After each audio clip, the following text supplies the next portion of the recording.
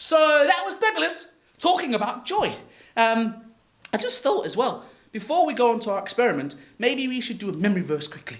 And can you remember the actions? Because we had actions for our memory verse that spoke about, from Galatians 5:22-23, all about the fruit of the Spirit. And it says, but the Holy Spirit produces this kind of fruits in our lives. So we said love, and we went, love. And we went, joy, joy. That's the one we're doing today. Peace, peace. And we went, patience. Do you remember what patience was? Patience was that one, wasn't it? Patience. Kindness. What was kindness? Kindness wasn't that like giving someone a hug? Kindness. Goodness. Goodness. Faithfulness. Faithfulness. I remember my ring this week. Faithfulness. Gentleness was rocking a baby. And self-control. Muscles. I think self-control is a really important one, because sometimes we forget about having self-control. And that's, like, for me, one of the ones we've got to try hardest about. But all of them is because of the Holy Spirit. And the verse finishes with, there is no law against such things. So Galatians 5:22, but the Holy Spirit produces this kind of fruit in our lives. Love, joy, peace, patience, kindness, goodness, faithfulness, gentleness, and self-control. There is no law against such things. Galatians 5:22 and 23. That's our memory verse. I'm sure you guys will know this memory verse for the rest of your lives because of our cool song. And we have actions. But now we have got an awesome experiment that has been done by Vicky. And she has done this really cool thing to show us about joy and happiness. Let's go check out Vicky. Thanks for doing this. Let's go see what she's got for us. Today we're talking about joy. But what is joy? And how is it different to happiness? I have an experiment that will help to explain. So this is me when I'm happy, when things are going well. So sun's shining, I'm meeting up with friends and family, I'm eating chocolate. But what happens when something bad happens? What happens to my happiness? Well, if I take this candle to represent something bad happening, it doesn't have to be a huge bad thing. It could just be it starts raining or somebody takes my chocolate off me. What happens to my happiness when that happens? It disappears. That's because happiness depends on the things that are happening around us, things that are happening on the outside. So when those bad things come along, our happiness just disappears. Joy's different. Joy can look the same on the outside, but here I've put a bit of water in it to represent the joy that God gives us.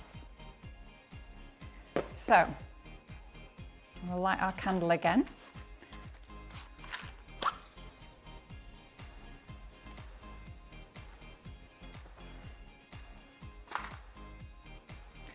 So, when we come across hard times or something upsetting, we may not feel happy, but we still have joy from the Lord because we know Him and His love for us. God doesn't leave us, and the joy He's given us also doesn't leave us. That stays with us all the time. It can't be taken away no matter what. So that was Vicky's experiment, and I know that the guys that are live at Salt Cellar will be hopefully doing that as well this morning. But if you guys are at home and you want to try that out, then by all means, please do. You might need your parents to help you because it involves like fire and other things that are like a little bit dangerous. So please make sure you get your parents' permission to light the candle and to do all that stuff. And like safety equipment and all that stuff. Just make sure that you're safe when you do that experiment. But it's a really cool experiment when we just see about, when the Holy Spirit's in us and how He helps us with things. And that's really cool. Game time. Let's do a game time. And I was thinking about our game time this morning. And I was thinking, what can we do? And it kind of made me remember that we were thinking about the fruit alphabet, remember? The fruit and veg alphabet. And I was stuck. And none of you guys have sent me any videos to help me out. So I did a little bit of research, as Manny was saying, some research. I didn't read a book. I went on to Google, all right? I asked Google, and Google helped me out here. And I thought, can we try and name a fruit or vegetable for every single letter of the alphabet? And I got to G. So what did I have? I had apples, bananas, and then for C, I was like, cauliflower, or carrots, or clementines is like a little orange thingy. And then I was like, D. I was like, oh, what can we do for D? Manny, can you think of something to do with D? Is there a dragon fruit? There is a dragon fruit. For a second, I thought you were going to ask if there was dragons. Yes, dragons. Dragons are... I think there is a dragon fruit, actually, as well. But there are things like dates. What's a date? Isn't a date a... Date is a dried plum, I think. A dried plum. Oh, we got a P one as well. And then like E. And the other day we said elderflower. But you know there's an elderberry? There is an elderberry. I learned something new. And then F. And I got stuck on this. Hold on. Figs. I'm just going to check on Google because Google helped me out with this earlier when I was looking. And Google really helped me out. So let's see. Now I've lost my Wi-Fi. So we've got apples, bananas. Oh, blackberries is another one. I know one for C. And it's in our song. Can you remember what it is, Manny? Cherries! Cherries! Or also, coconuts. D, we've got dragon fruit, date, elderberries for E, F, figs. G, gooseberries or grapefruits, or grapes come in bunches. A, B, C, D, E, F, G, H. Oh. I don't know if this is one, but I'm going to go with it because it's here. Honeydew melon. Yeah. You know what? Now I'm stuck because I'm stuck on I. So I need you guys to help me out here. If we can do a task together and try and finish off our alphabet of fruit and veg. Let's see how we can go. I don't know, I'm stuck on I. We're going to have to do some research on that. Maybe you guys can help me out this week. You can do some research, get your mums and dads to help you. Maybe they've got cookbooks or they're just full of knowledge. Maybe you need to phone your grandma. Maybe they know some stuff that we don't because they're old and full of wisdom. Sorry if you're a grandma or granddad and you're watching this, but that's a compliment. You're full of wisdom. What about an ickle potato? Sorry? Ickle potato. An ickle one. A little potato. Oh, Manny. An ickle potato. A little potato. No, it has to be a real word. You know what? To be fair, that might actually exist. There might be something called an ickle potato. Hey, you know what? Look it up.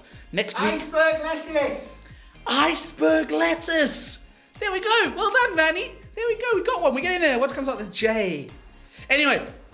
We're going to be here forever if we carry on doing this. So if you're live with us this morning, we're going to continue this. If you're at home, then grab a piece of paper and a pencil and let's get thinking. Let's be creative. If we get stuck, I tell you what, I'm even tempted to say that we can make up our own really cool names and then we can try and even create a fruit. Like Manny has created a dragon fruit. I'm sure there is one that exists, but now I have this image of a fruit that looks like a dragon with like Manny's green and black hair and a big face and his cool teeth. Have you seen Manny's teeth? Manny, come back here. I just want to end off this morning's show with everyone checking out your teeth. Because Manny has got the most amazing teeth ever. Manny, can you show everyone your teeth? Can you see my teeth? Yeah. Manny has big boy teeth now. Thank you, Manny. Yeah.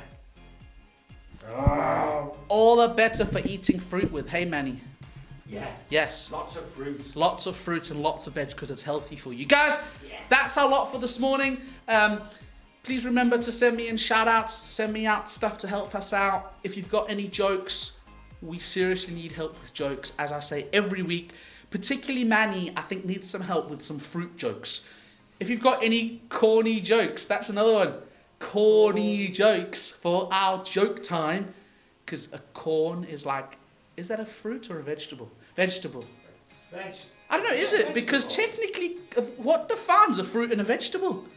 I was thinking about this the other day. That's another challenge for you guys. Can you tell me the difference between a fruit and a vegetable? Because I always thought that a fruit was something that had seeds, like on the inside, but then strawberries are a fruit and they have seeds on the outside, and corn is a fruit, or maybe it's a vegetable, but they are technically the seeds. Anyway, guys, we're going to go on forever today. So God bless you. You can go off and think these random things with me this afternoon. And we look forward to seeing you next week. Hopefully you can make it live. If you can't, that's cool. But hopefully we'll be able to all be back together soon. Remember to send me prayer requests if you've got any. Praying for you guys, thinking of you all. God bless you. Goodbye. So guys, wait. Before you go, we just found out that corn is actually a fruit, a veg, and what did you say it was, Manny? A whole grain. A whole grain. Well, it's only whole if it's on the corn cob, right? If it's not on the corn cob, then it's not whole, it's lonely. But anyway, random fact, because I was excited. We looked that up, and Manny was like, Matt, guess what? A corn is a fruit, a veg, and a whole grain. That's made my day. Can you find anything like that? Like, I know technically a tomato is a fruit and a veg, so maybe that's a task for you today as well, or for this week. Anyway, guys, that's me. God bless. Goodbye. Bye-bye. Bye-bye.